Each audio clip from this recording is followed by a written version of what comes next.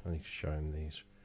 Mm. So Rod says he saw David Vorhaus playing the Kaleidophone with white noise. I hate to go, well, but I got a personal demonstration All right. of David Vorhaus in his studio with with his Kaleidophone. And that's a newer version of it. Mm. And then that's the original, or one of the originals. Huge thing. It's literally half a drain pipe. That's not the pocket size one, is it? No. No. And then that's me with it. Actually, I wonder if I can. Jesus, that was 7 years ago. I wonder if I can do it with actually this girl. Another fun thing about that performance I recorded is they had mics all through the room, kind of 433 style. So every grunt, every chair move, every little sound was sent through Super Collider and processed and sent through the whole room. And when I got in there late and I tried to make little noise coming through the door, and my door sound became part of the patch on Super Collider. It was really cool. I talked to the guys afterward. They were inspired by 433. So. Here we go. Yeah, let's call up this patch.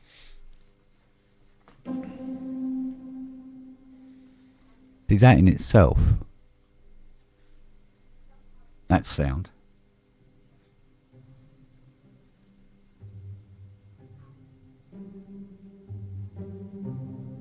and you know immediately what the track is, just from that, you know. What track is that again? I missed it. What? That one. You know. What's the name of that track? I missed the name of it. I'm trying to remember what it's called. Come on, what is it called? Who's the composer again? Oh, now you're asking. Come on. You're asking for all the ins and outs. All the damn information. Yeah, all that damn information you keep wanting. We just need fake news. It's all about fake news. Oh, God. Come on. Yeah, let's 1, 2, 3. just assign the CCs to this a minute. Okay. Oh, well, come on, assign, you little bow. Up you come.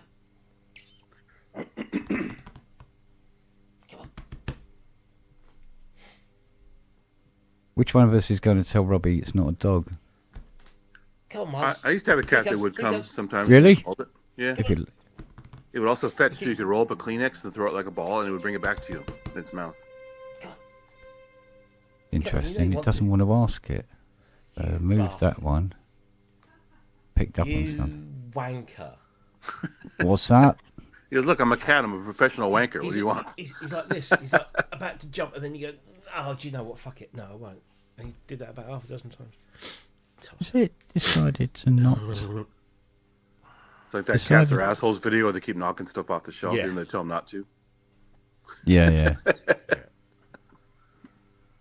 So they know you can hear them. They look and they wait and they go, no, no, no. And then, oh, here we go.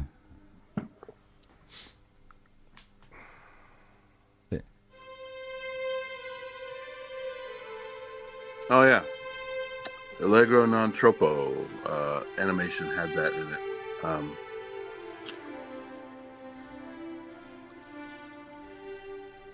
It's probably one of the easiest leads on the planet to learn. Yeah. And yet... Isn't that Ravel's Bolero, right? Isn't that Bolero, that's it. That's it, yeah. Weird, isn't it? Yeah, I know that, riff, but it was going... changing and changing and changing. But it's the same damn riff the whole time. And it works. Yeah. Watch Bruno Bozzetto, great Italian animator, did a movie called Allegro non troppo. So, yep, saw it. Yep. Yeah, saw it. That's where awesome. I was literally introduced to that track. Was watching that animation. I saw it in the theater with my parents, like in the late 70s. It's sort of like the evolving crowd, like an evolutionary. Yeah, it started ladder. off with like some slime just working its way along, wasn't it? It's really good. It's very clever. I miss those old-fashioned movies where they actually had like original content and cool music and artistry. Yeah.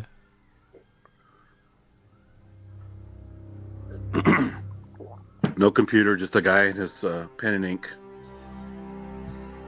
paint.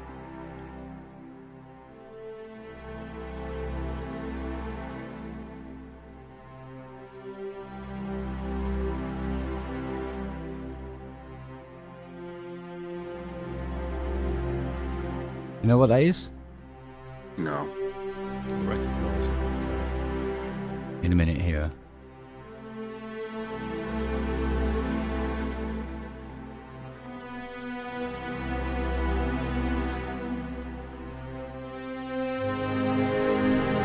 Now, was it? It doesn't go like that. It goes.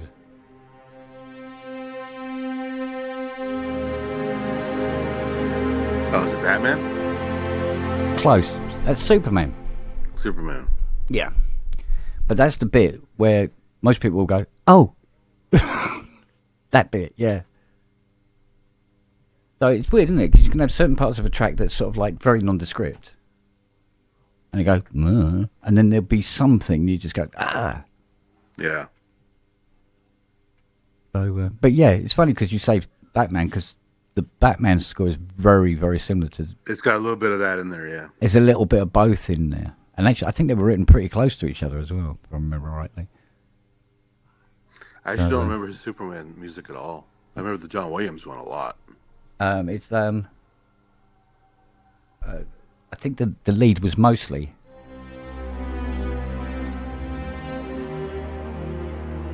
Oh, sorry.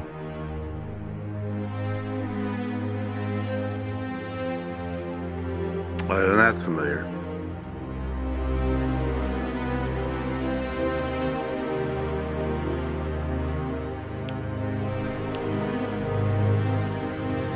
So forth and so forth and so forth.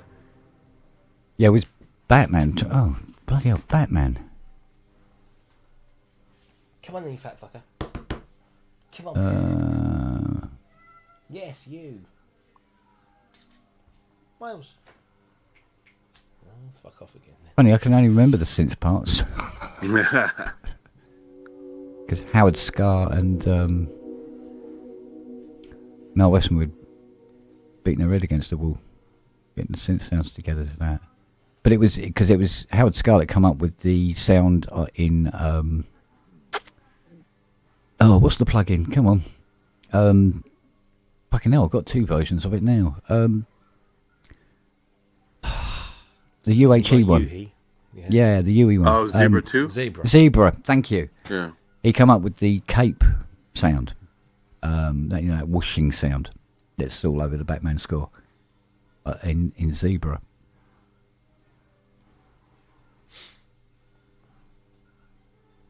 So he said to me, he goes, that was a bastard coming up with that. Banging his head against the wall with that one. Yeah, the Batman score. I know we've got Johnny Marr doing his bit. In the Batman score, I don't remember that. Playing guitar, it's right through the frame.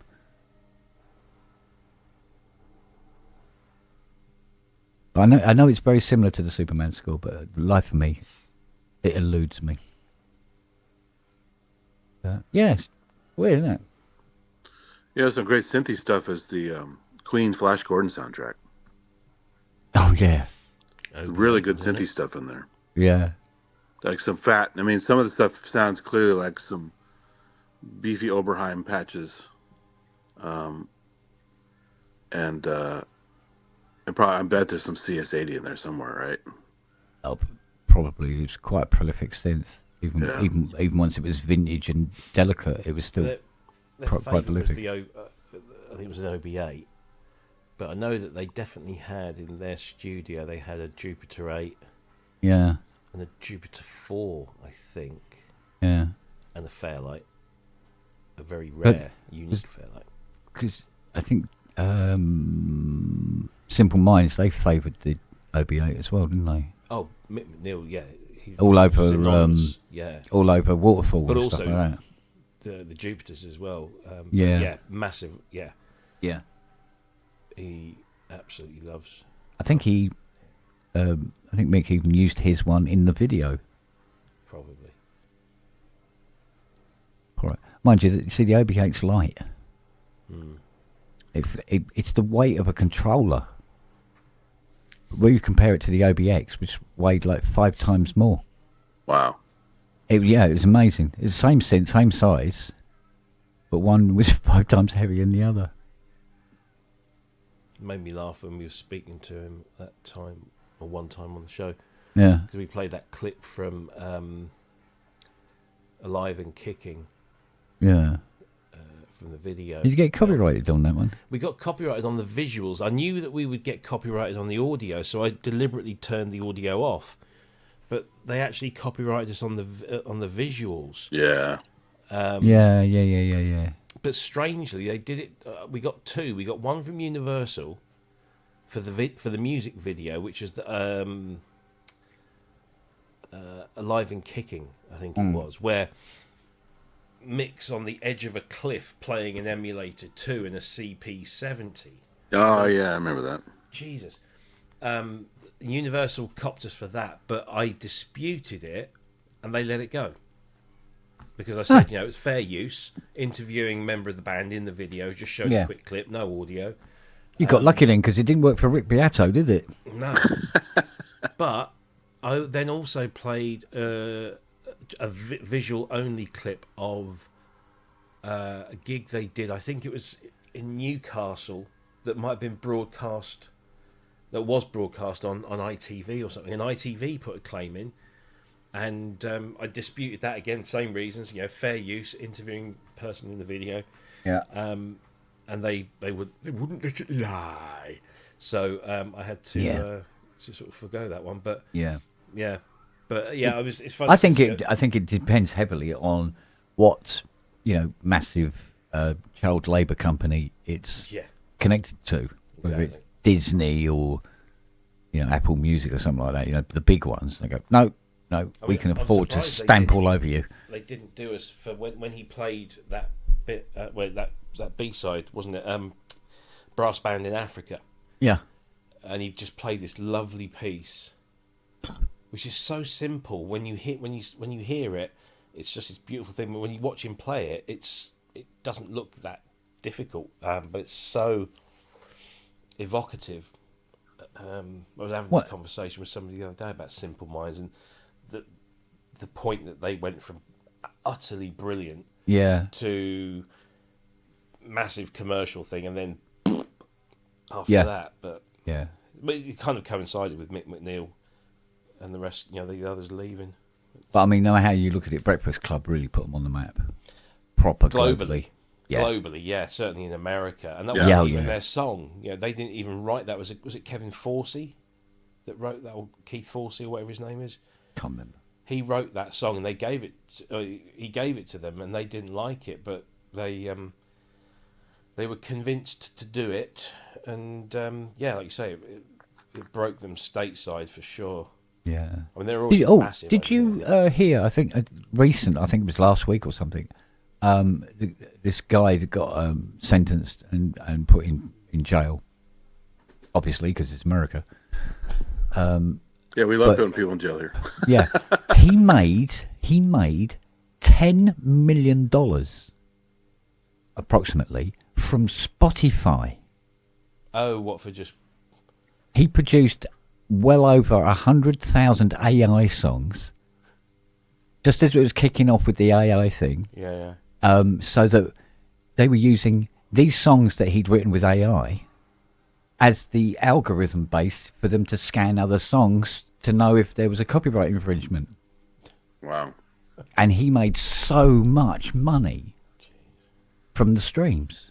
Because you know how much Spotify pays for a stream. So how many fucking streams did he get? Right, yeah, Spotify should be fined for all kinds of bullshit. Well, I mean, they're talking about, we're clamping down on AI and everything like that. And that's their entire good luck. Model now.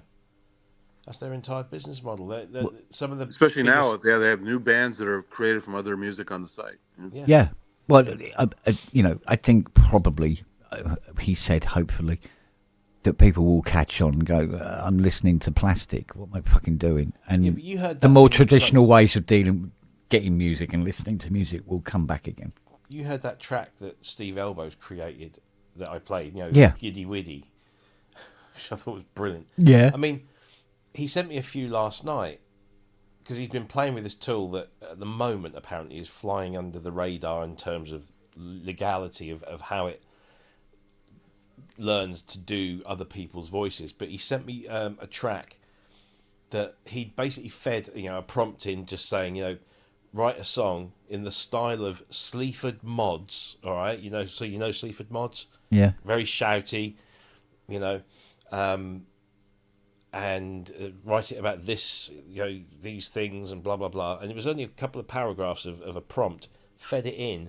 The track that came back, if you had played that to me without telling me that that it was an AI thing, I would have I'm certain I would have gone, yeah, that's Sleaford Mods, because it sounds like Jason. Yeah. The music sounds like Sleaford Mods music. The lyrical style was very Sleaford Mods in its style. I mean, Scan. Yeah, it's just now. Obviously, this tool apparently is it's kind of flying under the radar, and it probably won't be long before it has to Oh, I get clamped down on. Yeah, eventually. But fuck. But I think the damage is done. He did there was a Sleaford Mods one. I can't remember what the other ones were, but they were all utterly convincing. And then he said, "Go on, give me the name of a singer, that we can try." And I said, "Peter Gabriel." And apparently it didn't work that well with Peter Gabriel, but certainly some of these other ones. I mean, but for everyone it misses, it hits 10. Yeah. Well, even that Google was a beta from like 7 years ago, maybe a little longer, where they basically fed like no more than 2 minutes of Obama's speech into the algorithm and then typed whatever they wanted him to say. Yeah. And it really sounded like all this crazy shit he said that he never said before. Yeah. And this is way back then when it was more primitive. So now it's just forget about it. Yeah, that's it. Well, because they've got this thing now. I've seen the adverts. There's a little game I play with it's like a maze thing, and you've got to get all the arrows out without hitting anything. And, get these little adverts in between, every 2 or 3 levels. And one of them was for a completely AI-generated girlfriend. Oh, yeah. That you communicate with, you talk to her. I've seen clips on to you. Facebook. It's eerie because they really look realistic. Yeah, and it has the facility for you to have this sort of like virtual sex with them and all this sort of thing. Oh, yeah, you can have virtual wank, yeah. VR support. For fuck's sake. You don't even need to have a girlfriend anymore. Nope. Get your flashlight out, get your VR girlfriend, and go to town. You're done, yeah.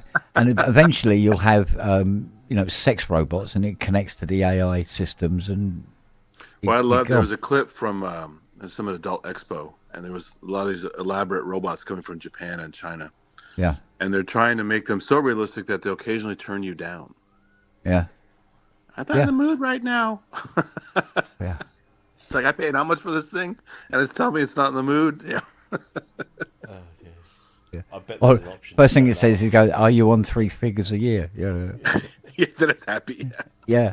But I mean, there'll be things like, with all of this, but there's this new generation now of robots that they were demonstrating them doing karate and stuff like that. Oh, the Chinese ones are pretty wild, yeah. And they were moving so realistically, it was mental. They did a thing on their, I don't know if you ever saw clips of it. It's usually all in Chinese, but they have this annual Lunar Year Festival from Beijing. It's a giant affair. It's like a 4-hour show.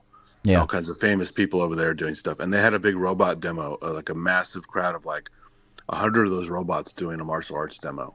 Yeah. It was eerie. Yeah. It was too realistic, the way it was. It looked like mocap, but it wasn't. Yeah. The correction, with some of the earlier robots, they do the correction and it's all a bit jerky and everything like that. But this was very human, the way it was doing its, momentum correction and stuff like that. And they're doing all these like flying kicks and stuff like that and landing on their feet straight off, mate. Perfect. I saw a video this morning just popped up on my feed of a robot that had been designed to dance like Michael Jackson. And it did for a bit until it didn't. and then it fell over and just... convulses? Yeah. That one. Oh, yeah, that's now considered the old generation. God help us all. You watched CES this year, had an insane amount of robots from all over the world. And they had a few that would do demos like that, and they fall down and convulse. Yeah, but it's now got to the point properly where you can't call them robots anymore, and you have to start using androids. So check out Boston Dynamics, the famous guys who did the four-legged doggy things and stuff. Yeah, like 20 years ago almost. Yeah. They have these humanoid ones. They're working with Hyundai in Korea, and they have a whole factory over there making these amazing humanoid robots for, unfortunately, taking jobs away from people, like moving stuff from one shelf to another and doing all this kind of like human drudgery kind of jobs. Well, like, they were showing off some. I think it's actually on YouTube. There's a video of this. They show how the programming for balance for the androids works, right? And they had this thing where it's on it's a motorized rail, as it were, and all it does is go backwards and forwards, right? But it had 3 pieces of metal with 2 pivots, so you could do all this with it, and it goes backwards and forwards like that, and then flips it, and then balances it and corrects it, so you got all 3. Then there's a little like that, so the top one folds down, so now there's only 2 vertical. Then does it again, so there's only 1 vertical, and let it drop down. And as humans, we'd have to practice that to be able to do that for God knows how long. And they just go program it in, and it's doing it. And it's like, but if you go back and look at their videos, their dog videos from a long time ago, they had these like really noisy gas-powered engines in this dog body, and they would walk up to it and kick it, and it would lean over and catch its balance and keep walking. It was crazy. Yeah. Oh man. So I mean, I don't know how the software works and how the you know as well as I do, right? When you see robots performing karate and judo and stuff like this accurately, and you go, well, the distance between them doing that with a sword and then marching around with an AK-47 is a very, very small distance. Well, that's what I was saying. They don't know how longevity of the software, if they can truly be autonomous and like charge themselves and fix themselves and stuff. Yeah. But if they ever figure that out, then we do have a Terminator scenario. So. Yeah. Yeah, and it can't be that far away now.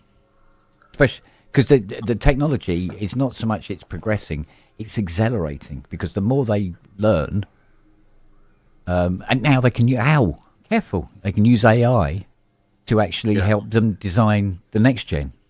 Sure. So you've got robots designing robots, essentially. There's a really good episode of Black Mirror. It's in black and white, and I forgot the name of it. I think it's Heavy Metal or something like that. And it's this bleak future world where I can't tell if it's a foreign government thing gone wild and killing off humanity, or if it's an alien thing. But those 4-legged dog fucking things are running around killing people. Yeah. And there's this woman who has to survive against a few leftover dogs, and it's really clever. The graphics on it are great because the CGI robot dogs are really well done, and it's brutal. Yeah. Well, I mean, there's this film. I think Fiona found it the other day, where yes, I know what the time is.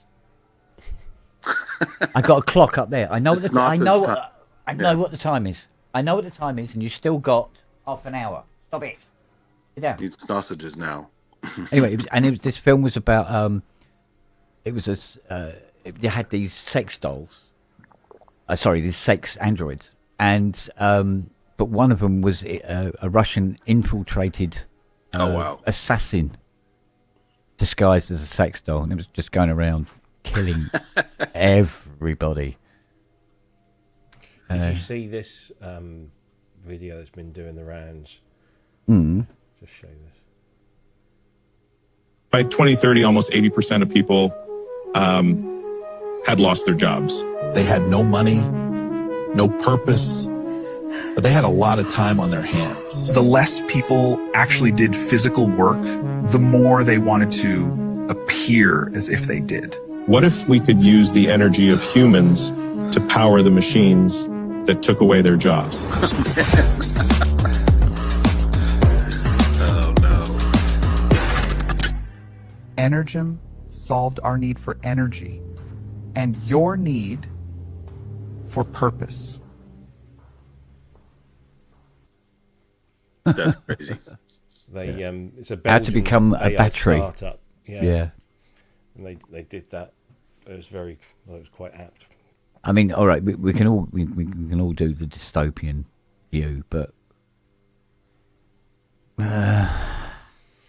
unfortunately, we're humans and we're fucking arseholes. Yeah.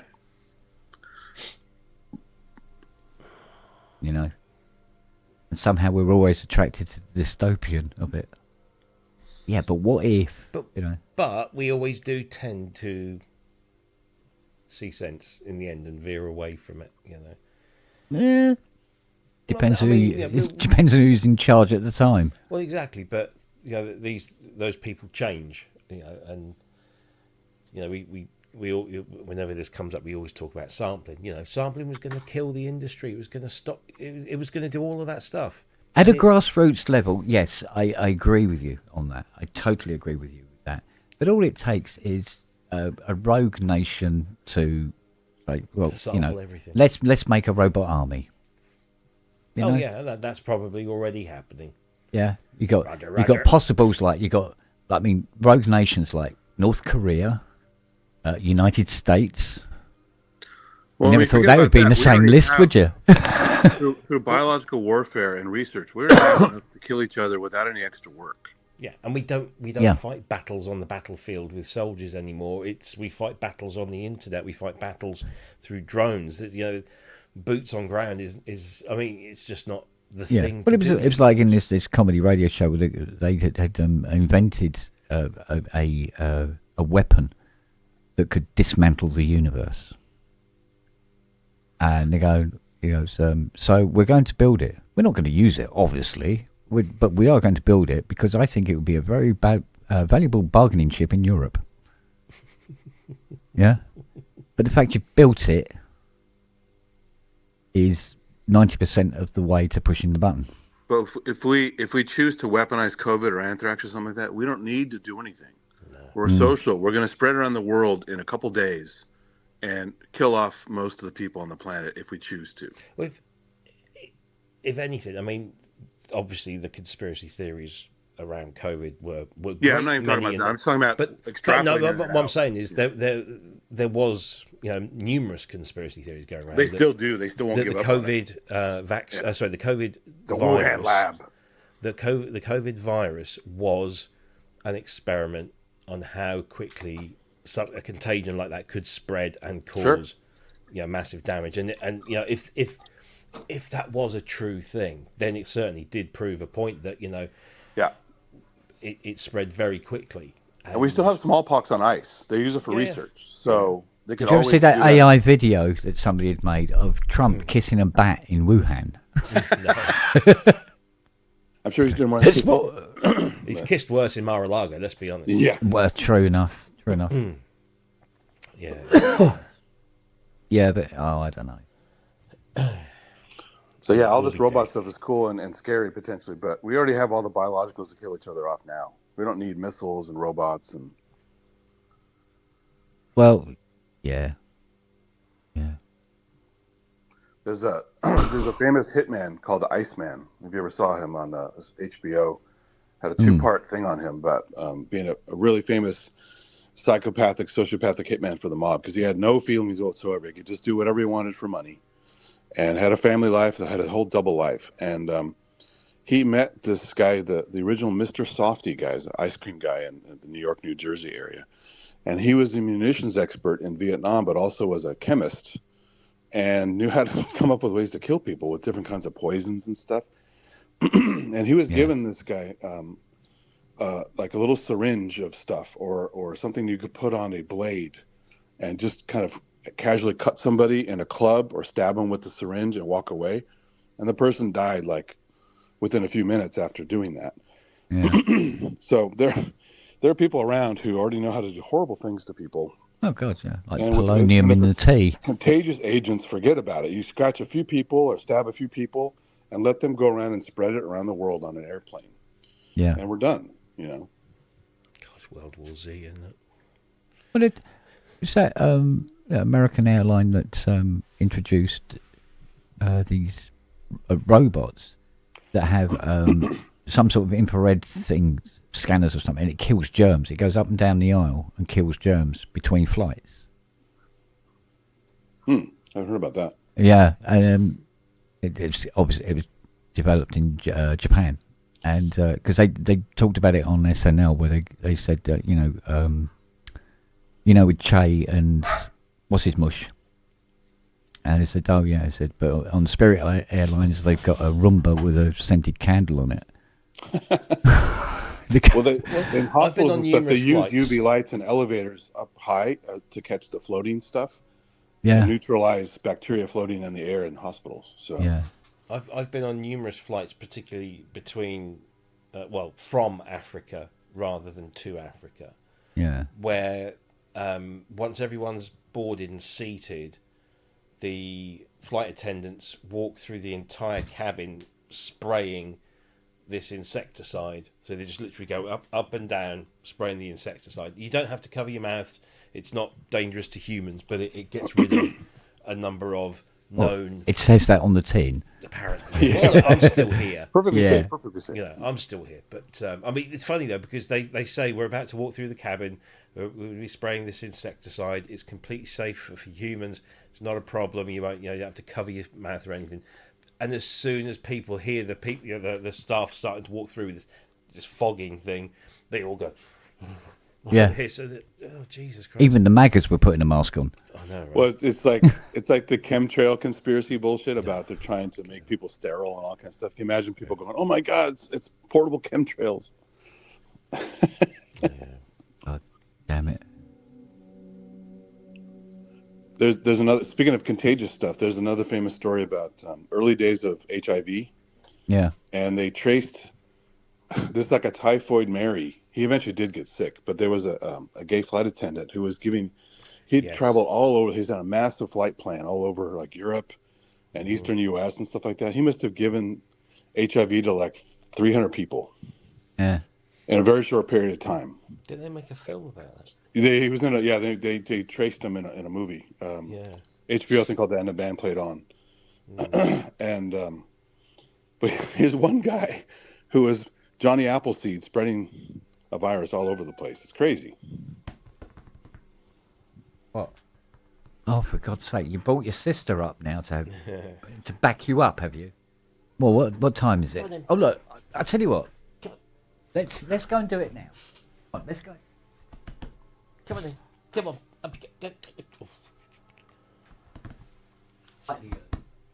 Milo.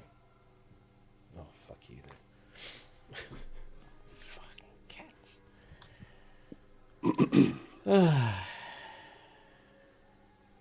Uh-oh. You went to dog treat time? It's dinner time, isn't it? It's 5:30, so it is time for tea. Oh.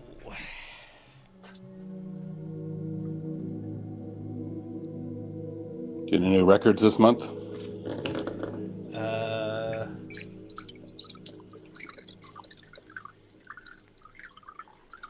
Not this. I can't remember now. I've had some Blu-rays turn up. Some Blu-ray audio. I picked up a decent copy of Organisation by OMD yesterday. I went to the record store to get the new Gorillaz album. They sold out. So I know they were still playing. Who? Gorillaz. Gorillaz, yeah, they got a brand new album out. Wow. Came out on Friday.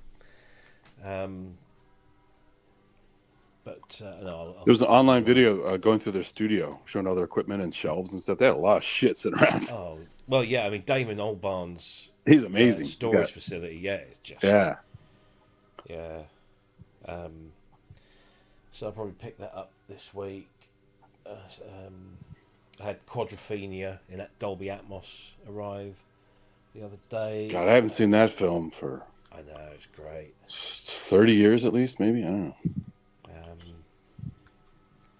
And I've got the last Genesis box set that they did in 2009. They did 5 box sets, 3 for each era of Genesis, and then 1 live video DVD box, and then 1 live audio box. Wow. All in 5.1 Super Audio CD, and I couldn't afford them at the time because when they first came out in 2009, I wasn't really. I was still paying off huge debt, and I couldn't afford to splash out. I mean, the boxes back then, they probably £150 each. Oh wow! Which so I did resolve to pick them up individually over the years because they did release them individually. So I thought, well, I'll get the studio albums, and I got about 8 of them, I think, individually. Do you only buy new, or do you try to get good quality used ones? Well, with these ones, they're out of print, you see, so you could only get. Most of them were used. I did get 1 or 2. I used to find them in certain record stores that didn't realise quite what they were and were knocking them out for cheap. Oh. But it was about 3 years ago. I just happened to go on eBay and saw one of the boxes, and it was at a really good price because the boxes now. So I've got one here.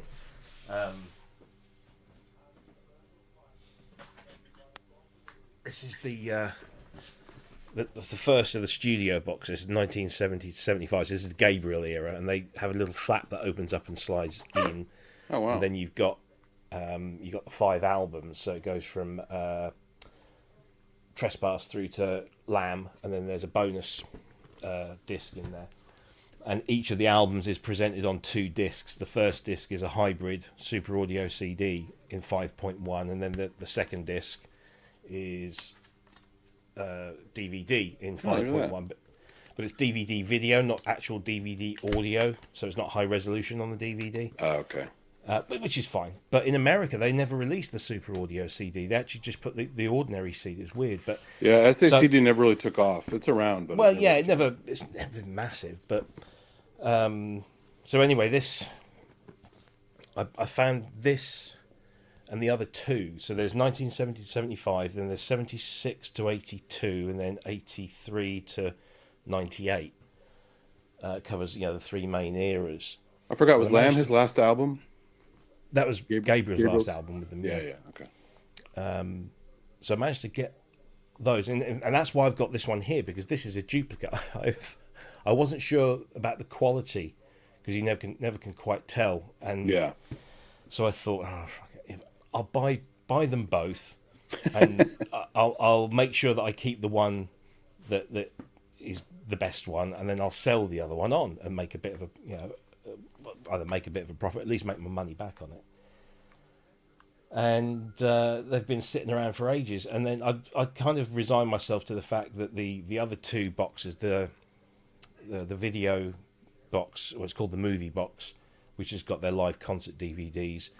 And then the live box, which is all the audio stuff, they tend to be quite thin on the ground, so therefore they're quite expensive. And again, just the other day, I went on eBay and I wasn't looking for it. It just popped up on my homepage thing. And there was a guy selling, it's 2 guys, but each of them selling the boxes that I wanted, one of them, for about 150 quid, which is about half of what they generally go for. Because this one, you can find it online for anything between £200 and £500. Wow!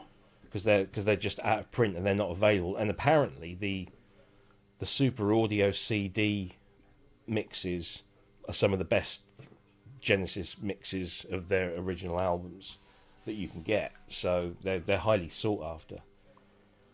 But, do they ever include like unreleased tracks or rare demos or stuff? Yeah. So the each box has this book in here, which has 2 discs. That's a Super Audio CD, and then that's a DVD, and then there's a whole bunch of get color pictures and all that kind of stuff in there. But these are all bonus extra tracks that aren't on the albums. their B-sides, live recordings, demos, all that kind of stuff on there. So that's cool. Yeah, they're very very comprehensive box sets, and yeah, I thought I'd never get all of them, but I've got the last one turning up tomorrow. Hopefully, fingers crossed. I love when Pete Townsend came out with that set of his original versions of songs. Yeah, that was cool. Yeah. So if you know anybody that wants to buy that box set, or I've also got I sold Foxtrot the other day to a friend. He was desperate for Foxtrot because that's probably one of their best albums. But I've got Wind and Wuthering as an individual 5.1. Then there were 3. Duke, Abacab, Genesis, Invisible Touch, which is strangely more valuable online these days. It's about 25. Most of these would go for about £50, and that one always goes for about 75 to 100. And so does that one as well. We Can't Dance, which We Can't Dance was the last. Yeah, it's real old. I mean, that real was late. The last Peter Gabriel one. Yeah. So last Phil Collins one. Because then they did one more album with the guy from. Oh, what was his name? Can't remember his name now. I didn't know. I thought it was always Phil Collins. I didn't know they had another one. No, yeah. Well, Phil left. Yeah. And then he left in '97 or something, and they got. Do you remember there was a Levi's advert with a big rock song from a Scottish band, and they had one hit, and it was that. It was the theme to this Levi's. Oh, no, I don't remember that. Oh Jesus, what were they called? But anyway, they had this one big hit single. I think they released an album, and then they split. And Peter, keep the fucking name. Tony Banks and Mike Rutherford wanted to do another Genesis album. Of course, Phil had left, so they auditioned and they took this guy on. The album's called Calling All Stations.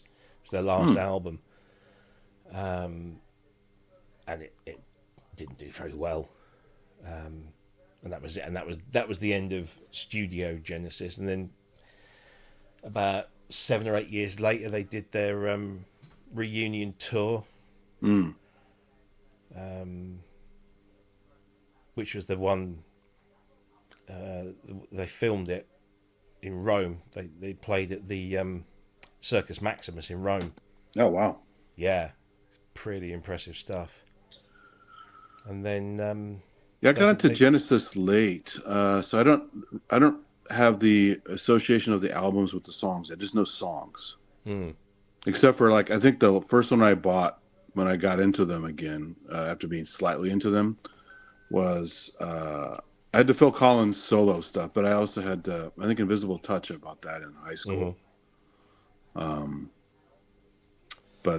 Yeah, it's weird. I because I came to it late. It's just all individual songs. Yeah, well, I remember hearing Gabriel era stuff and thinking, "Oh no, I don't like this." I think my auntie had Duke, and I was always, I always loved the cover of Duke. It was this kind of wistful. Kind of, that there you go. Yeah, the fat guy. Yeah. And I really like that, and so I listened to that, and of course that this is a great album because it's got Behind the Lines and Duchess and Misunderstanding and Turn It On Again. They're brilliant, really great things. And then she'd play me some of the Gabriel stuff, and I'm like, oh no, ooh, what the fuck's this? It's very out there, yeah. Yeah, but.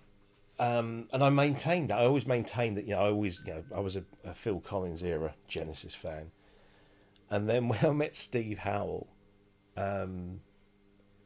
which a long time ago, his favourite. He was a massive early Genesis fan. In fact, he actually roadied for them for a brief period, which is how he fell in love with the Mellotron. And he always used to go on about Nursery Crime being a great album, and it contained a track on there that he always associated with his wife. And I have to go back and listen. I know Lamb Lies Down on Broadway well. I like that one a lot. Yeah, Lamb's good. It's I don't think the band are huge fans of Lamb. But well, it's a great Tony Banks solo work in there and stuff. Oh yeah, absolutely. But he just said, he said, just give it a chance, just have a listen to it. So I thought, yeah, okay.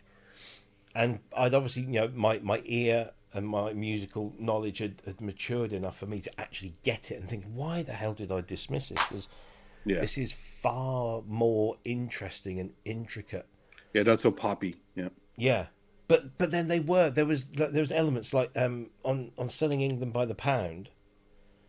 I Know What I Like is a very poppy single, and you listen to that and you hear Phil Collins doing the harmonies with Peter Gabriel, and it's just like, this is great. This is a proper, it's kind of 4/4.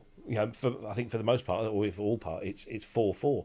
So I didn't remember that. So they did sing together for a while. Oh yeah, Phil would do backup vocals. Okay, I don't remember that. Yeah, there's a brilliant video on YouTube where there's a performance at the Bataclan in Paris from 73, 74, something like that, maybe a bit later. And it's been restored. It's 16mm, but it's been restored in 4K, and it's glorious. And it's proper, Gabriel era, when he's got his hair shaved into that kind of, or the weird shapes, the headdresses he would wear and stuff. Yeah, and then he did the sunflower guy when he was doing I Know What I Like. I like that triangular one he has. Yeah. There's of course, the one, I think, obviously everyone remembers the Slipper Man. But I always, because Foxtrot is one of my favourite Genesis albums ever, and so when he puts on the red dress and the fox's head, I think that's always quite fun. But there's a famous kind of story about was it Slipper Man? It was one of those around that era. I think it was on the Lamb. Was it on the Lamb show? Where he comes down in this, it's like if you watch it, you go, oh, that's where Spinal Tap got it from, because he comes down in this thing that's like a giant cock, and then he emerges through the tip in this amazing costume, and he can barely get the microphone close to his mouth when he's singing, and he can't really breathe that well because it's a heavy costume and it's all very claustrophobic, and it's you watch that and you think, yeah, that's they're very artistic back then. It was fun. Oh yeah, I remember looking through books at a music section of a bookstore of all their old concerts and costumes and stuff. It was crazy costumes. Yeah, but I mean that was just Peter being Peter. I don't think they. I think the rest of the band thought it was amusing, but it then became all that they were sort of known for. Oh, it's that band where the guy dresses up in these weird costumes. Which he doesn't, he stopped doing. It's like art student gone wild, basically. Yeah. Well, that's what they were. They were all students at Charterhouse, and Gabriel. I mean, Gabriel has to be on the spectrum somewhere. You can tell. I mean, he's just a genius, absolute genius. Well, he keeps over time reinventing himself, right? With the world music fusion stuff, I love so much. I try to copy these days to a certain extent to the soundtrack stuff, and even redoing stuff like Birdie, which is just a rehash of his work, but in such a clever way. Well, it was a clever way of doing it because he took existing stuff, and reinterpreted it for a film, which I guess in some people might say, well, that's a bit lazy, but actually why not? But it's out there enough that it's really different. So. Oh yeah. You can't just say he phoned that one in. He put a lot of work into that. No. Yeah, it's good. No, I've become a massive Genesis and Peter Gabriel fan. I even went to see Mike and the Mechanics. Was it last year? Well, they have good sounding songs. I mean, the gear they use sounds great. But... Yeah. The thing was, when I went to that gig, that was funny.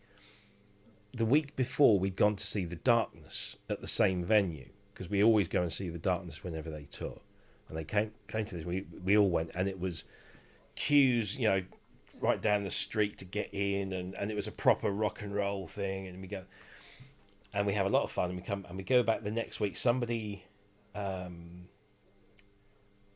sold me. They said, look, I've bought 2 sets of tickets, and now I can only go to one of the gigs. Do you want to buy the other one? And so I said, yeah, go on. I've never seen them. I wasn't sure what to expect.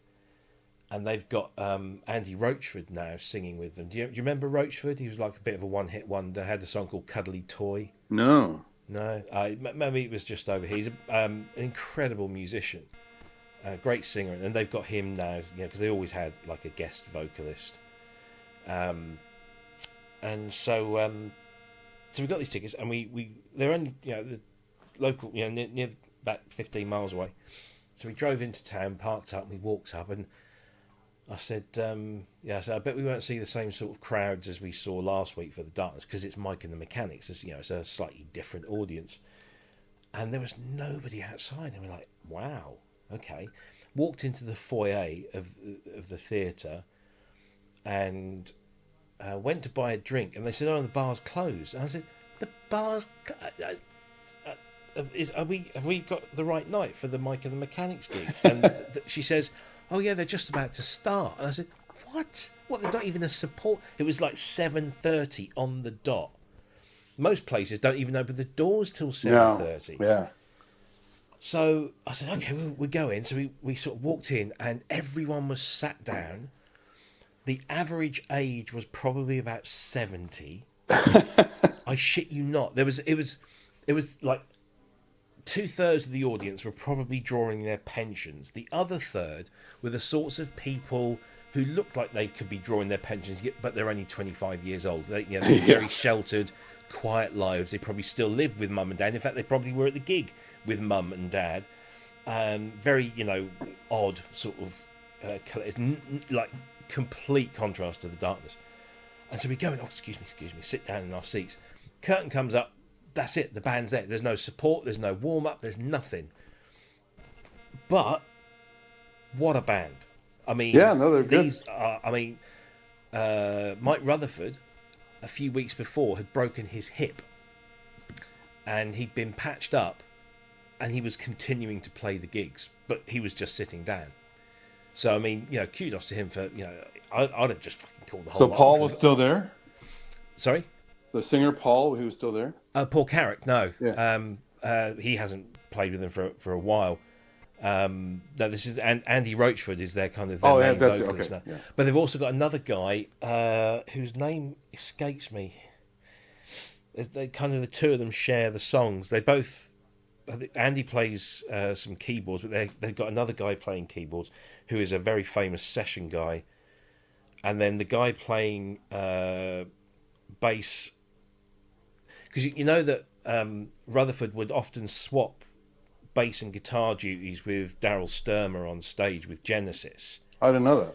Yeah, he would. So he was doing the same with this guy. So sometimes Mike would be playing the bass and sometimes he'd be playing the guitar, and the other guy would do the opposite thing. But guess who was on drums? Phil Collins' son, Nick. Oh yeah, wow. And you think, Jesus, the genes are strong with that one. Well, it's like Baby Bonham, right? Oh, Baby Bonzo. Magnificent. And he's so good. And then they did 2 or 3 Genesis numbers. Fucking nails it. He's got the same style of kit, with the orchestral toms rather than your regular.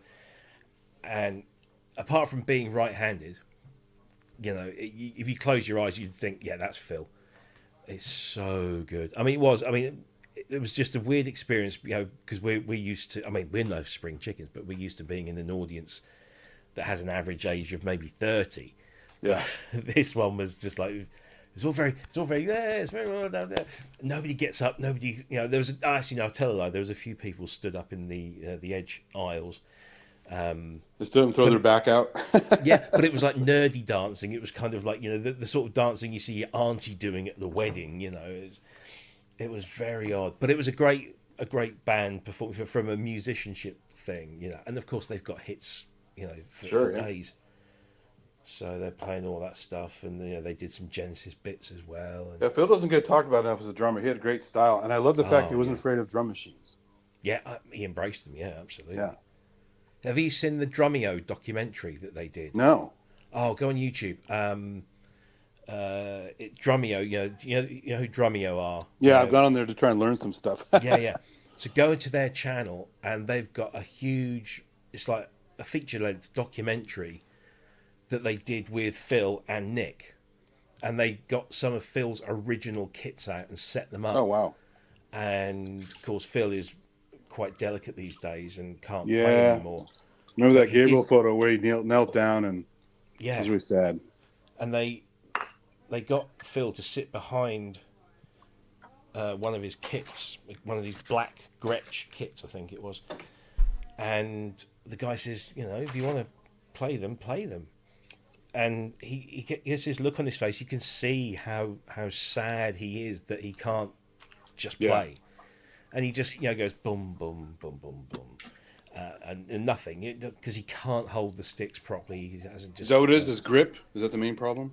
I think it was all to do with nerves in his back, and it was just, and it's he couldn't. There was a time that, again, if you look on YouTube, there's a video of Phil Collins with trying to play, and he eventually wraps his hand. He grips the stick, and then he wraps his hand with gaffer tape, so that he can't. But obviously, that just restricts the wrist movement, which is obviously very important, and it's heartbreaking, it really is. But the interviews they did with him and his son are really touching. And there was another one recently on the BBC where one of our sort of famous DJ TV presenter, a lady called Zoe Ball, did a big interview with Phil, and he seemed to be a little bit bouncier, a little bit more with it. Because when I saw clips, when they did the last Domino tour, what was that, 2 or 3 years ago? Genesis, Phil Collins centre stage, Nick's on drums, along with, I think Chester. I can't remember if Chester played or not.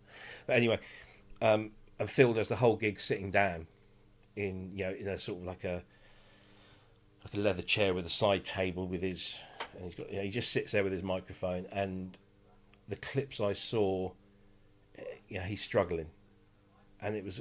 I'm so glad I didn't go to that show, because it's one of those. It's just, I know I would have wanted to see him at his best or not at all. And so it's not just an injury; he's debilitated, basically. Yeah, the whole thing. It's kind of, it's all nervous system related. Yeah. If you ever watch him, like in his pomp, he's a short fella.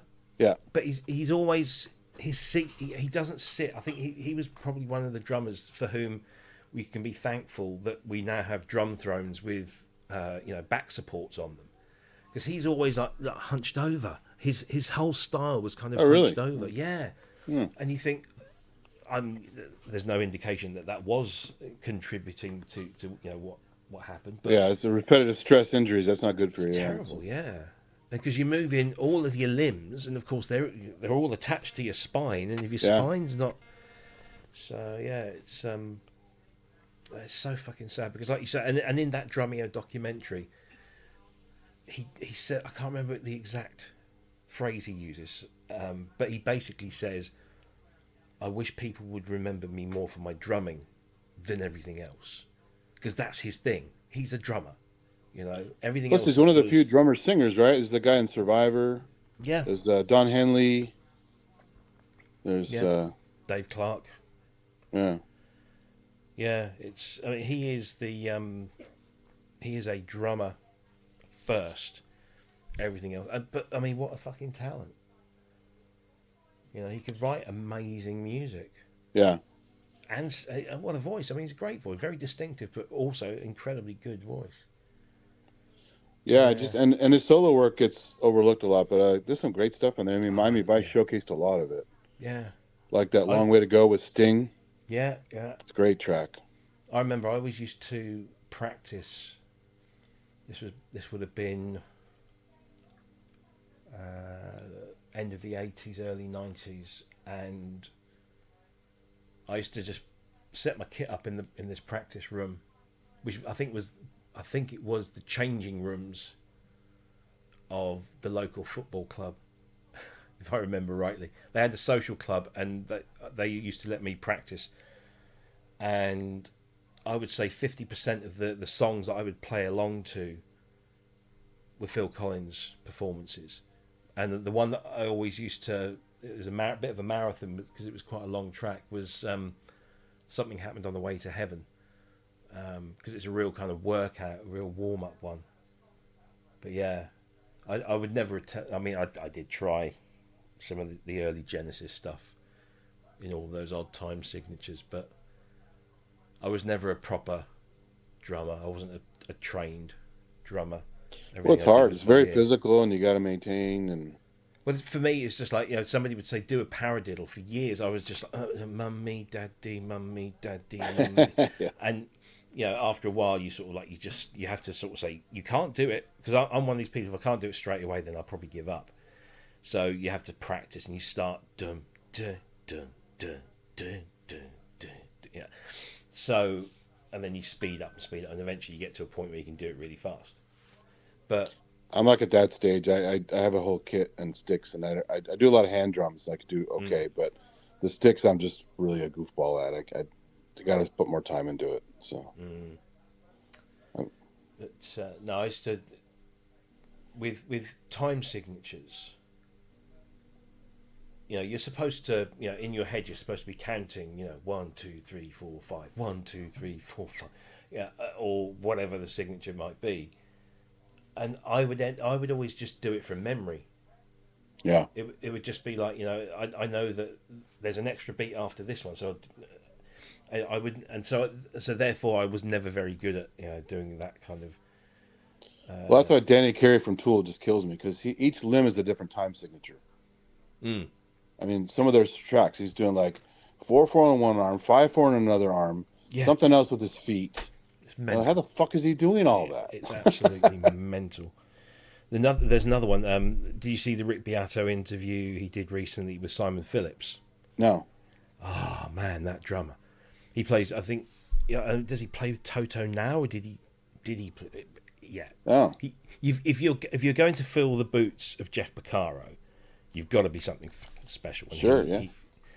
He was doing this thing where on this Rick Beato interview, he was saying, I can take an odd time signature and make it sound like it's 4/4, but it's not 4/4. Yeah, I've heard that too. People doing that. So he'd be doing this like 7/8 thing, and he would be counting. He was counting out like 1, 2, 3, 4, 5, 6, 7. 1, 2, 3. But then the way he played the snare, he would just shift it so it sounded like it was more like 4/4, but it wasn't. You could hear it wasn't 4/4.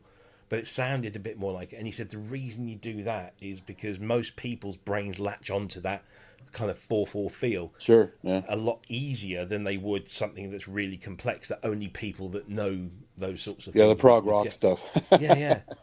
And as soon as I watched that, I thought, that's how Collins did a lot of this stuff. Phil Collins would do that on his odd time signature stuff, that he would just fool you into thinking that it was a 4/4, but it wasn't, but it felt like it. So he latched onto the song more strongly, Well, like that song, I Don't Care Anymore, it's got a really interesting beat. Yeah.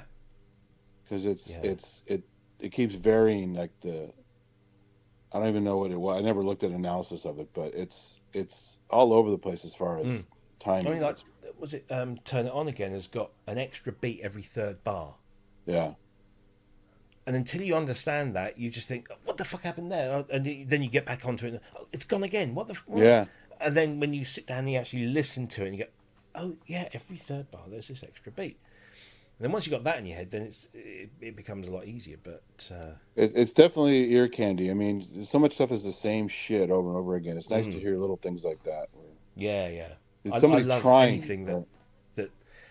And we were talking about this with Mark Kelly on the show, because obviously Marillion famously were called the new Gabriel era Genesis.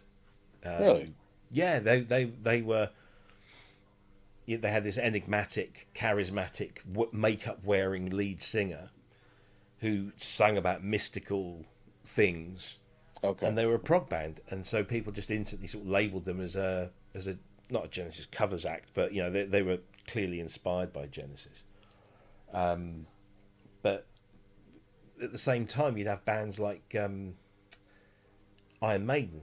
So everyone sort of would say that Iron Maiden are just like a heavy metal band, or probably worst, new wave or new wave British metal or whatever. If you listen to Iron Maiden, particularly, their classic era, it's so progressive. There are so many weird time signatures going on. They are such good musicians that people just write them off, or not write them off, but just pigeonhole them as just a heavy lump them metal in the band. thing. Yeah. But if you listen to Iron Maiden, they are so progressive. And funnily, we was again in the conversation. Level 42. I think Andrew mentioned Level 42. Now, Level 42 are a jazz funk band. Predominantly, that's their thing. But if you listen to their stuff closely, especially the earlier stuff, there's odd time signatures, there's jazz chords, and really progressive stuff.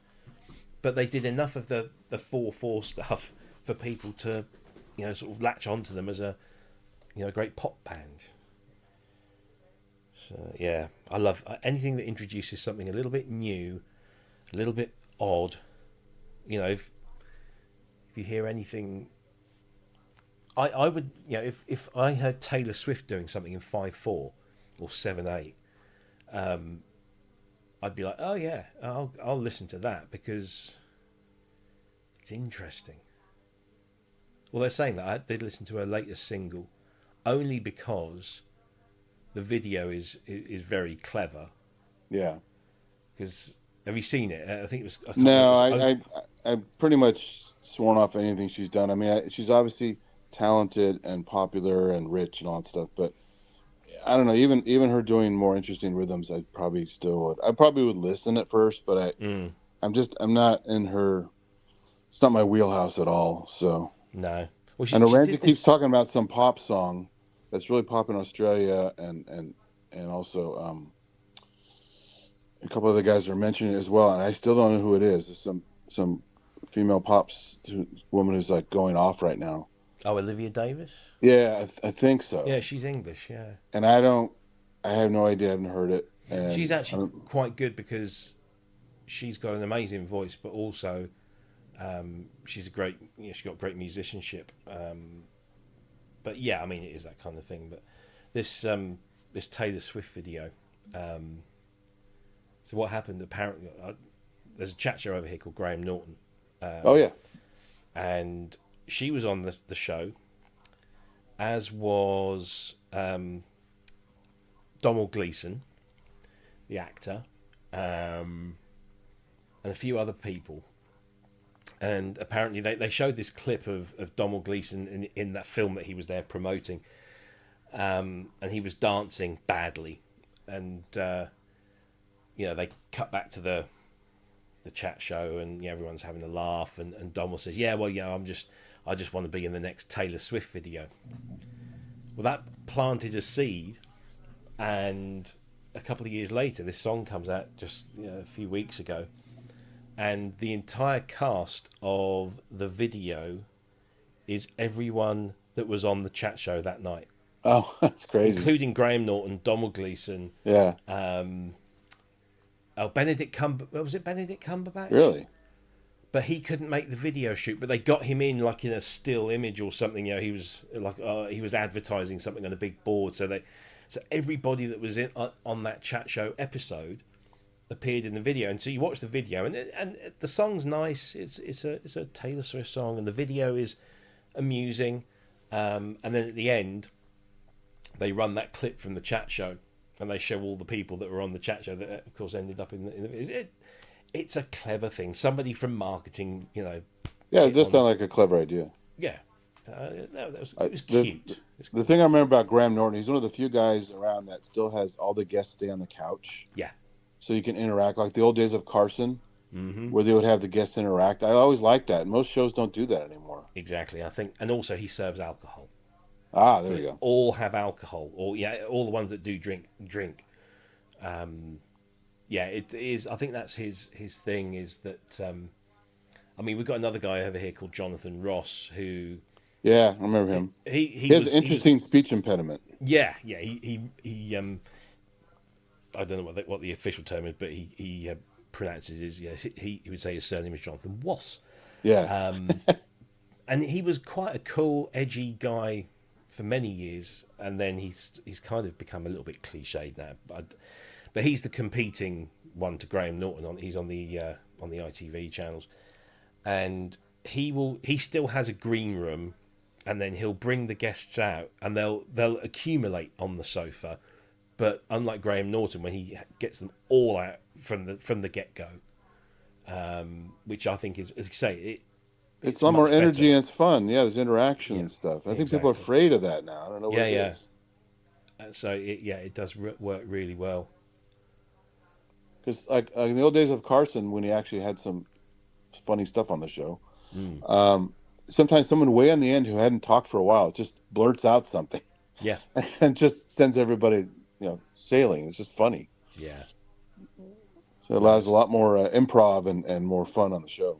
Yeah, exactly. Yeah. And if you get the combination of guests right, and I think that's an art form in itself. Yeah. You do get those dynamics, and of course it all depends on who's in town at the particular time promoting whatever it is they're promoting. And if you can get, I mean, sometimes he'll do this thing where he'll get the majority of the guests will come out, but then the big headline guest doesn't come out until later. And whether that's like a scheduling thing, or whether that's because they insist that they come on their own or whatever, or they don't want to do the whole thing, who knows. But was he always a talk show guy, or did he come from something else? Who, Graham? Yeah. He was an actor. He trained as an actor. Then he began appearing in things like Father Ted and other things. I think he did stand up for a while. Okay. But Jesus, I can't remember when he started doing his chat show. He was doing it on one of the other channels, and it was always very, very gay, very camp. Yeah. Very colourful. But it wasn't the same format. It would just be getting one or two guests out at a time. There was a lot of audience participation thing going on, and it became a very popular show. And then I think the BBC, obviously he decided that he would be great on there, and so he comes over.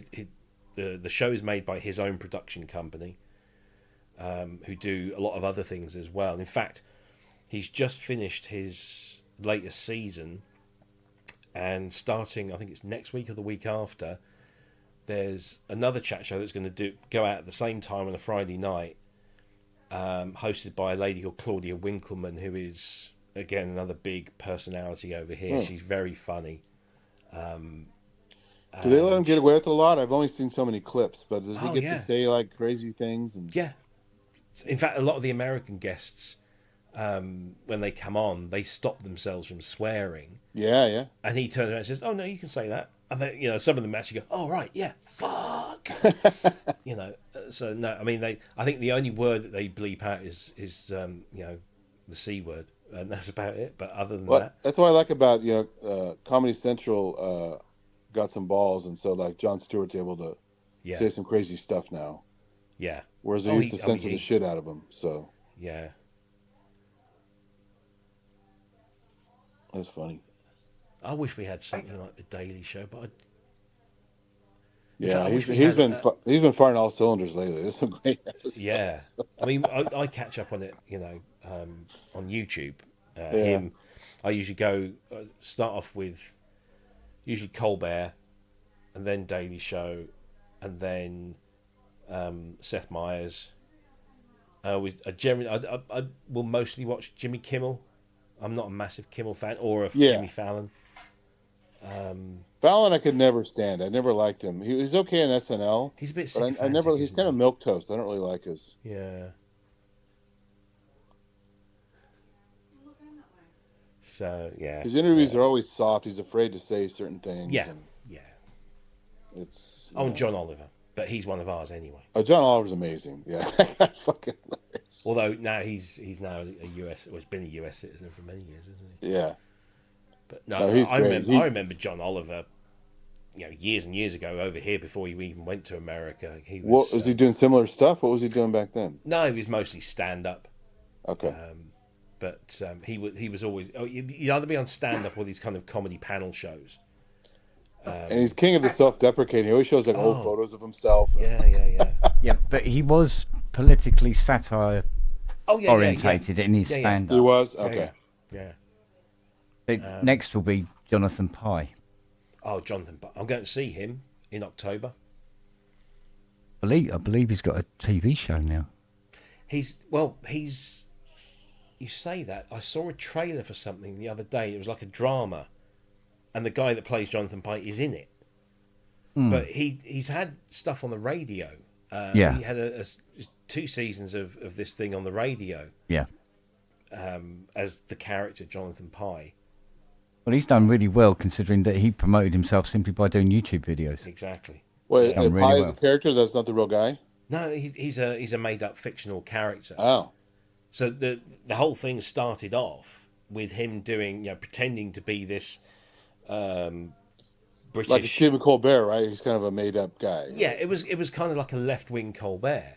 Yeah. That he was this restrained BBC roving it was a BBC reporter. Roving reporter, wasn't he, on the scene and going through when they would cut to the studio, cut to the video, he'd then have a chat with the studio manager or the producer and go off on a rant, and then then they'd come back from VT and he would go off normal again.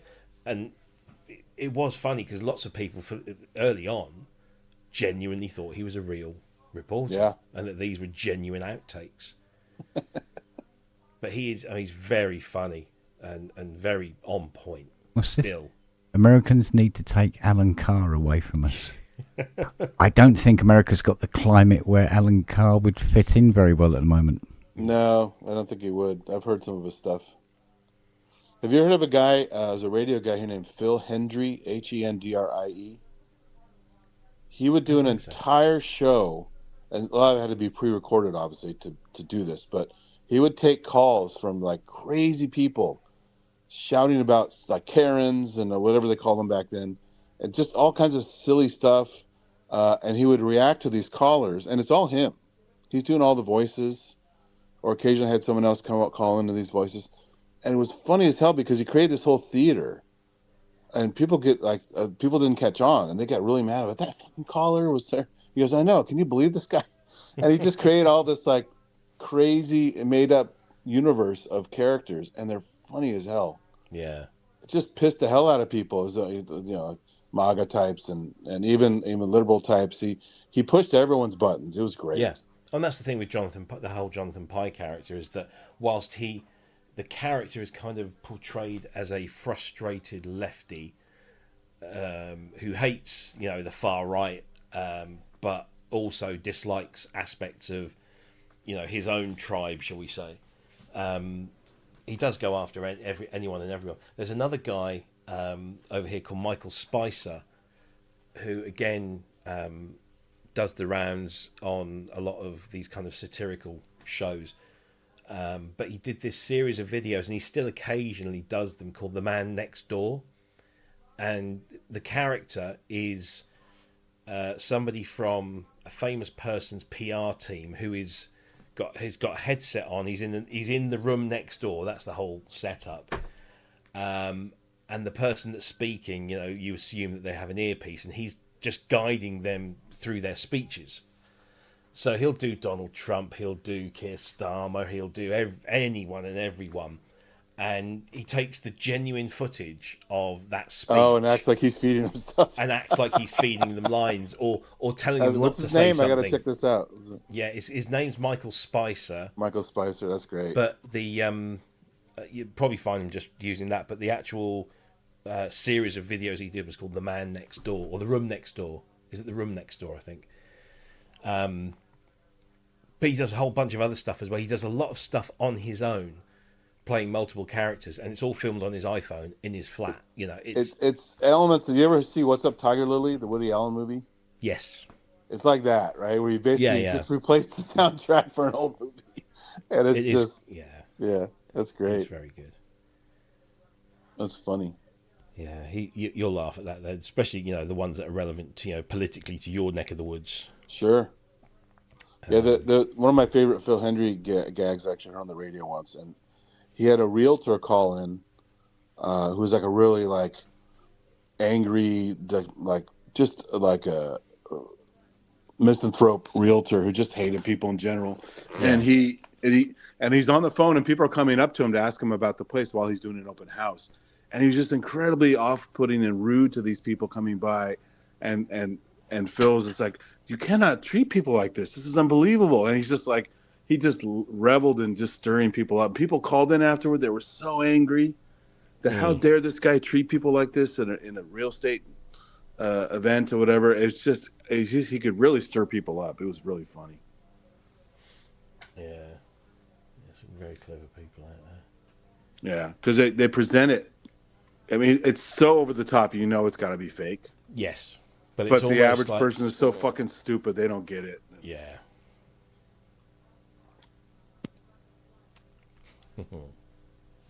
Good stuff. They had the Tiger Lily thing was taken by the one of the networks a while back. They took Takeshi's Castle. You ever see that show from Japan? Yes. And they had the Extreme Elimination Challenge, where they redid all the audio. It's fucking hilarious. This guy named Kenny Blankenship and something else, and it's basically beat Takeshi. Right. Just doing his normal weird show in costume and stuff, and all those people doing all the stunts, and like a game show, and then they just replaced all the dialogue. It's the funniest shit. Right, I think I'm going to head off. Kent is what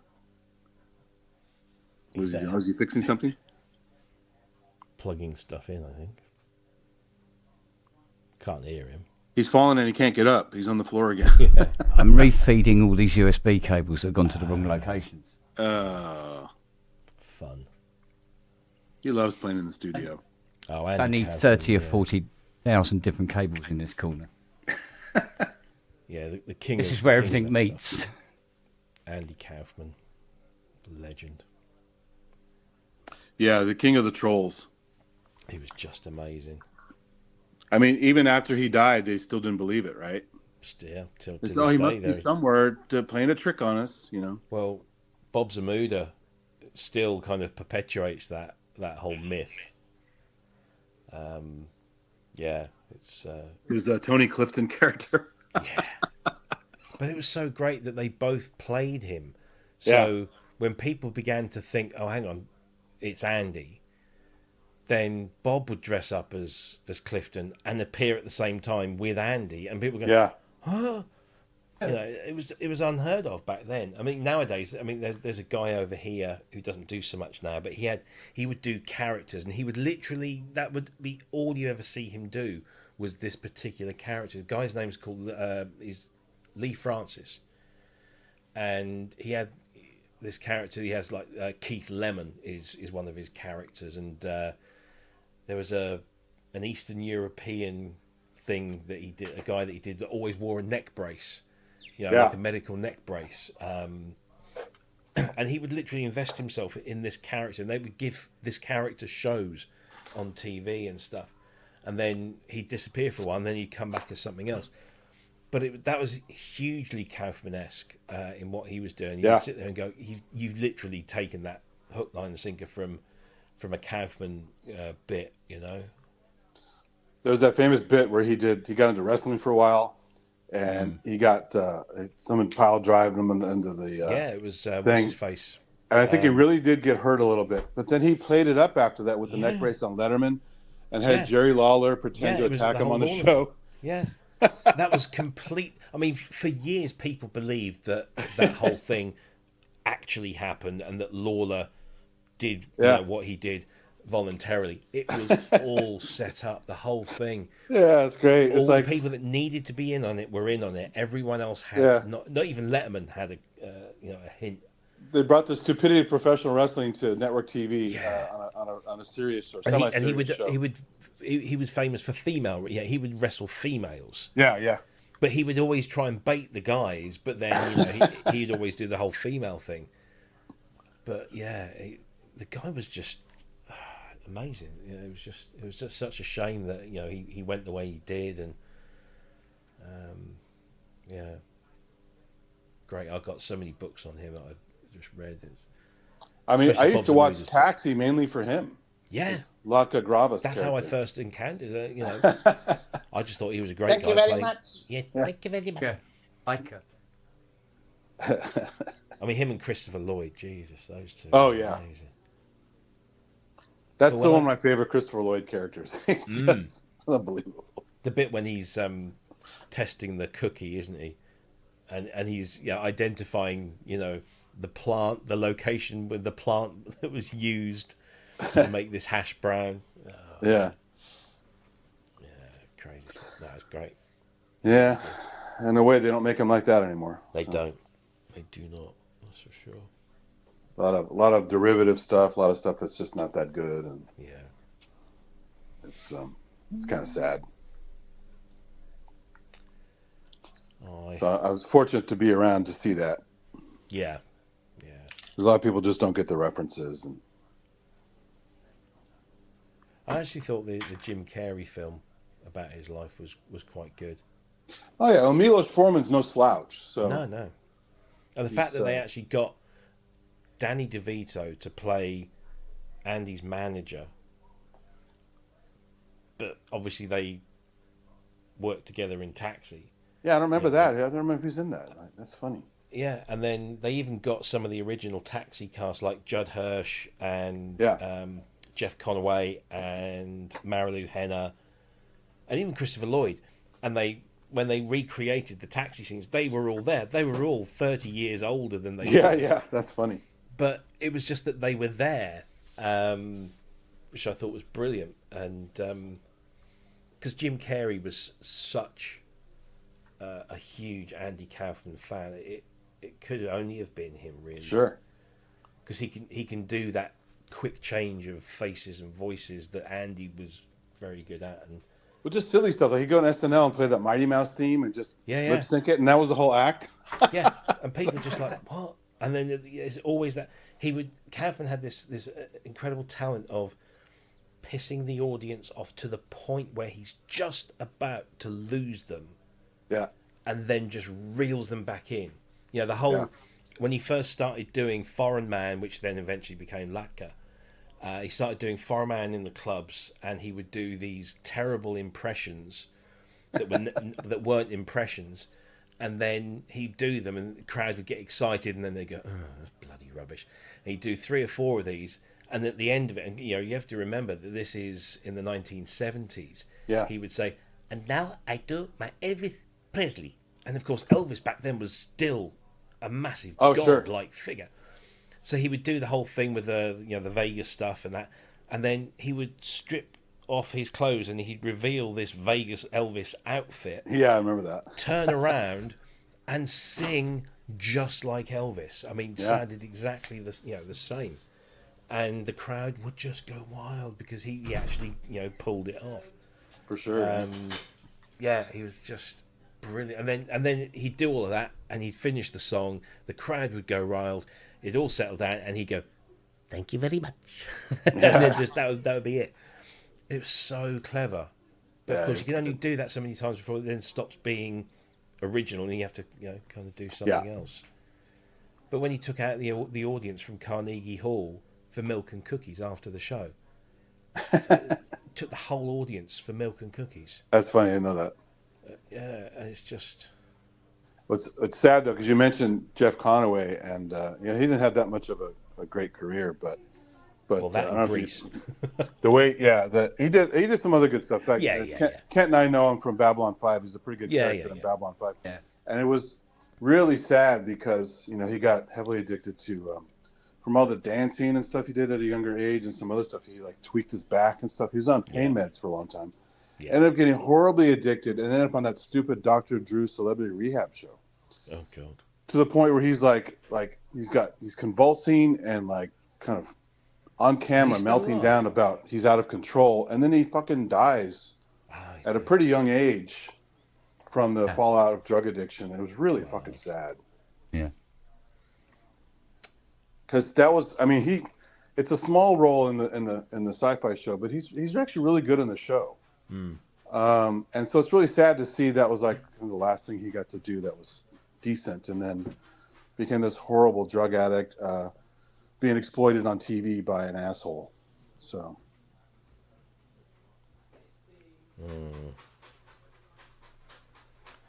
You can't find those episodes anymore. They yanked them. Oh, really? You might be able to find some other episodes of celebrities doing their kind of meltdowns, but for the life of me, I could not find any clips of him. Yeah, they're so horrible to watch. Yeah. They're not available anywhere, even on torrents or anything. Family choice. Oh, well. Right. I'm going to head off. Right. I've actually got to pull the computer out because I've lost the end of a USB cable and I've got to pull everything out to fucking find it now. It's down somewhere between the desk, the wall, and then all the places where you can't get to. You need to do the famous ferret thing where they send ferrets with a harness down the fuselage of a plane to wire the plane. Yeah. They did that one, didn't we? They trained rats to find landmines. Yeah. Oh yeah, but the ferret thing Shit is like clever that. because I don't know if you ever play with ferrets before, but they're really fun and flexible and wacky. Only somebody else's. Yeah. Yeah. And they're able to turn around in the tiniest spot because the way their anatomy works, they don't cut off the circulation when they do extreme bends to their neck. Yeah.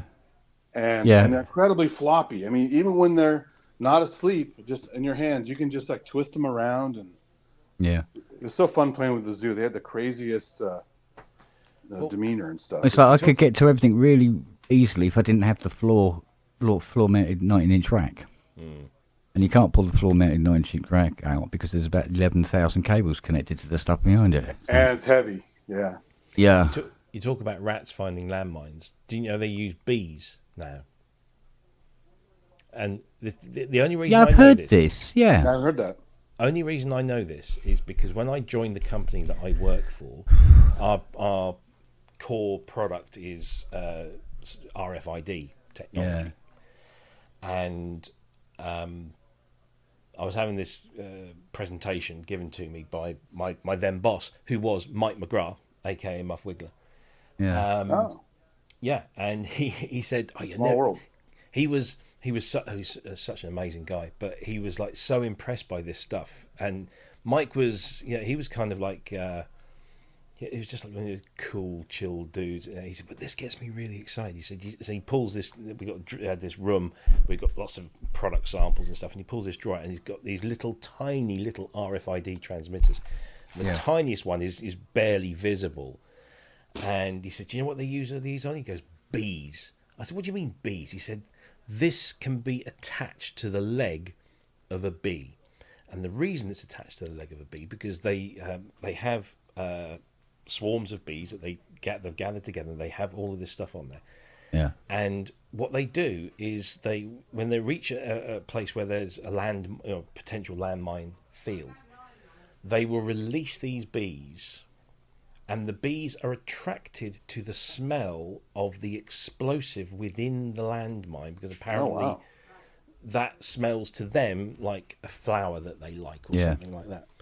So they will just naturally swarm around the area where the landmines are. That's crazy. Individual ones.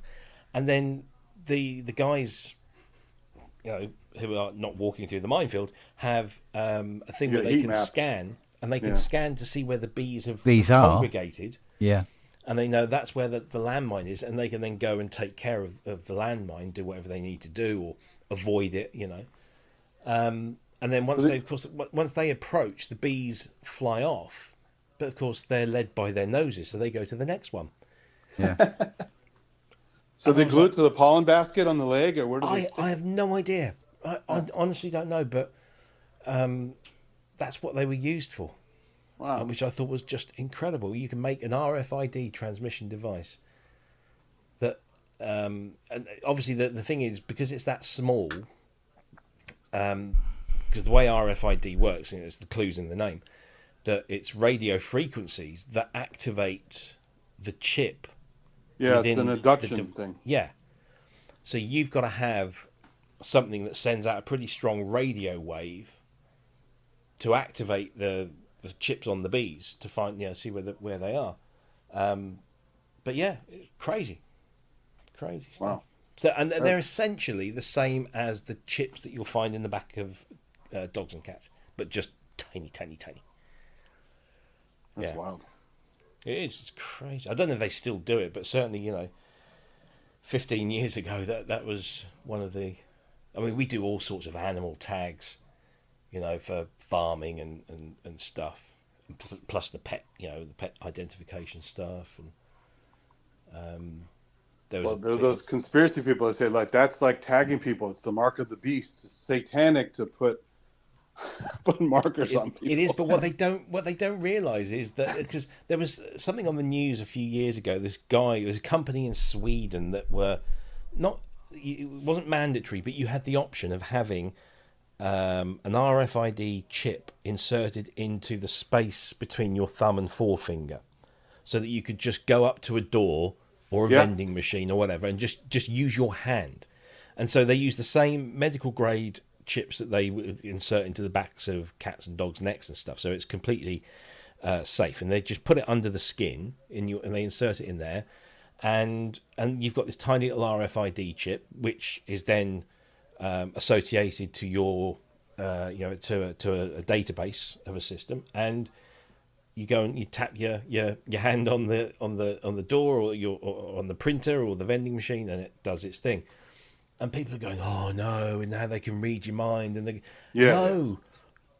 And the thing is, for those things to work, you have to be at least a centimetre or two next to the reader that is emitting the radio frequency that generates the power in the chip to transmit its code. So it's, if you're wandering around anywhere else where there isn't a reader, and you're not actually physically going up to a reader, sort of this far away, they don't know where the hell you are, who the hell you are, whatever. Exactly. Your cell phone tracks you better than that does. So yeah. Exactly. These are the people that are doing it. They're typing their outrage on their fucking mobile phones, which is giving their location. So they put those trackers in the COVID vaccine, which is of course impossible. Exactly. I don't want to be tracked, and like your fucking phone does it for you, dummy. It's just ridiculous. So crazy. The only problem with that, the only logistical problem with that is if somehow somebody could access your ID and clone it somehow, then they'd have to surgically remove it, put another one in. Well, the thing is with that one, I believe the type of chip they were using in there was what we call a proximity chip. So it's 120, operates off 125 kilohertz, and all it can store is a single binary code. Yeah. And that binary code can contain about 4 or 5 pieces of information. The main information is the ID code that corresponds to something on a database, whether it's your name or whether it's something else, obfuscated stuff. Then you can have a facility code on there, so you can use your chip in one building, but you can't use it in another. So it just determines which facilities that it's able to be used in. But you can't flash it, right? It's fixed. It's fixed. Yeah. So so someone somehow gets your information, you'd have to have it replaced. Yeah, exactly. And that technology was introduced in the 90s. In fact, it was probably earlier than that. This is all Howard Hughes related stuff. You go and check out his history with Hughes integrated devices. But that technology was simply a replacement for a lock. So it identified an individual's ability to open that door, but that's it. That's all it could do, and it was very unsecure, and it got hacked within years. But it was a convenient thing to have. You could, if you were happy that only the people who were allowed to have those chips, whether they're inserted into their hands or on cards or whatever, as long as you were happy with that, then a lot of companies still use them. I walk around and walk around shopping centres or airports not so much, but any sort of facility, and you look at it and you think, oh, they're tight bastards. They're still using technology that's 30 years old and has been hacked. We had really old RFIDs at my last company before they swapped them out.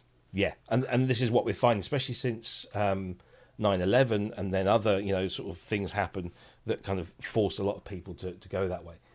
But over the years, the frequency has gone up to 13.56 megahertz because you can transmit far more data rapidly at that frequency. So what you can do is you can wrap the data in security layers. So you have an individual number. Sorry, what? Okay.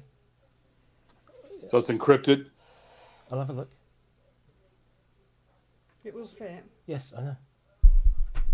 Send it. Nice jumper. Kent likes your cardi. So yeah, so the you have the data, and then you wrap that in an encrypted like layer that can only be unencrypted inside the card reader, and the reader keys have to match, and they have to do an authentication handshake and all of this kind of stuff. Now what we have is a technology called CIOS, which is basically like a vault, and inside the vault you have lots of compartments. So the reader or anybody trying to hack it needs the key to get into the vault, and then they need the industry specific key to get into the specific container that then contains the secure identity object, which has got about 3 different layers of security around it. And so all of this is all happening on 13.56 megahertz cards, but that's what we have in these now, because obviously the world is going to mobile devices. So I was in a hotel last week, not last week, the week before, and it was a Hilton, and Hilton use our technology. So I just go up to my door and I just tap my phone on the door, and my key's on my phone, and then the hotel can then revoke that key once I check out. So it's secure.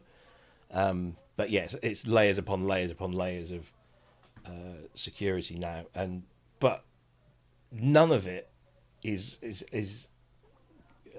supports any of these wild conspiracy theories about tracking. It's impossible to track an RFID device or the radiation from it. I'm going to get some damage from it. Yeah, it's bonkers. Yeah, it is bonkers. But there you go. Yeah. Right. So I think I better go and she's looking at sofa beds. So why? Because we got rid of our last one. Yeah. Because it was too big. We bought it when we were living in the old house. Yeah. And it was perfect. It was an IKEA L-shaped sofa bed. And the room that it had to go in here, it just about fit in, and nothing else would. So I remember you saying, yeah. Yeah, we eventually decided, we got rid of it and we sold it to one of Sophia's friends who just moved into her first place and couldn't afford much. And we said, well, you can have it for like 60 quid or something. Yeah. But we want something in there because that room is used, the kids use it to play video games in or watch TV on their own. But also as a guest room. If we have anybody stay over, we want something. So yeah, we're looking for a smaller, like a 2-seater, just a regular 2-seater sofa bed. And yeah, Jackie's just found another one, so I'll go and have a look at that. And now you have an excuse to use the old Bruce Campbell line from a Sam Raimi movie where he says, "Hey baby, how about a little scotch and sofa?" Yeah. Oh. Right, I've got to pull all this bloody computer out now. All right, mate. I'll tell you, whatever it is, whichever one it was that's popped out and disappeared, it played an important part in Cubase because it shut it down and it won't fire up now. Oh, wow. So I think it might be one of the... Oh, I tell you what it might be. It might be the NAS drive. Could be. Yeah. All right, guys. All right, dears. Yep. Good time. See you guys. See you all later. Probably catch up with Get Jervis probably tonight, isn't it? Later, yeah. Cool. Whenever. Yes, indeed. Yes. All right then. Probably see you in the chat then. Yeah. See you later. Take care, everyone. Bye. Take care. How long? 6.5 hours again. I know. I know. I should get paid by the mile. See you later. See you later. Take care.